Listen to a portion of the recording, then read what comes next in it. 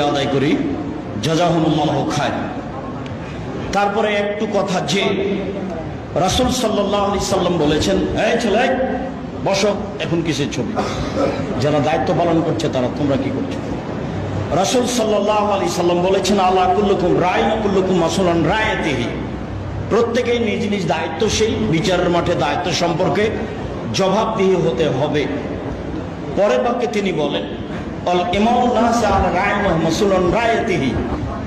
যারা দেশে দায়িত্বশীল তাদেরকে দেশ পরিচালনার দায়িত্ব সম্পর্কে জবাবদিহি হতে হবে।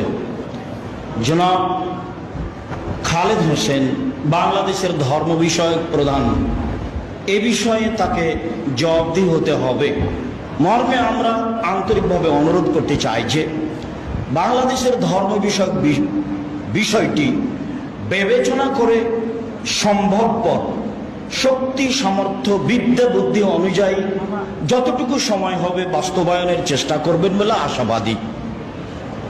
আমি আব্দুর রাজ্জাক বিন ইউসুফ, আমার সঙ্গী সাথী ছাত্র সহ আমরা আপনার জন্য, আপনার সঙ্গী সাথীর জন্য আন্তরিকভাবে দোয়া করি, আল্লাহ যেন এটা আপনার জন্য সহজ করে দেন।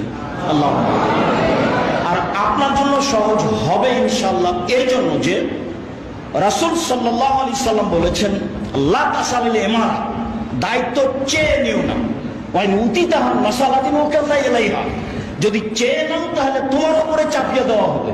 ওয়াইন উতিতাহা গায়রা মাসালাতিন ওয়াইনতা আলাইহা, আর তোমার উপরে যদি চাপিয়ে দেওয়া হয় তুমি না চাও তাহলে আল্লাহর পক্ষ থেকে সাহায্য থাকবে।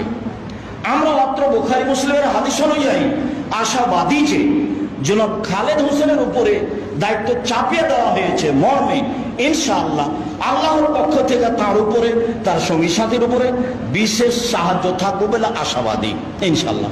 আমরা সে মর্মে দোয়া করি।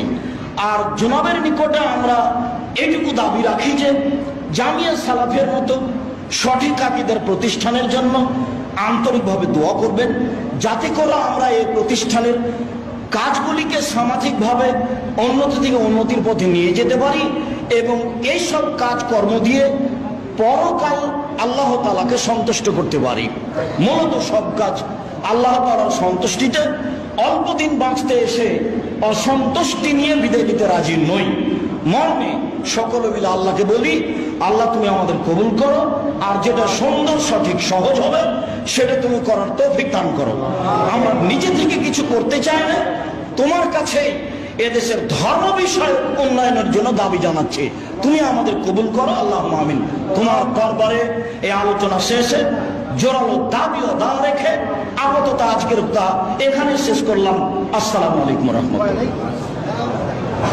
আমরা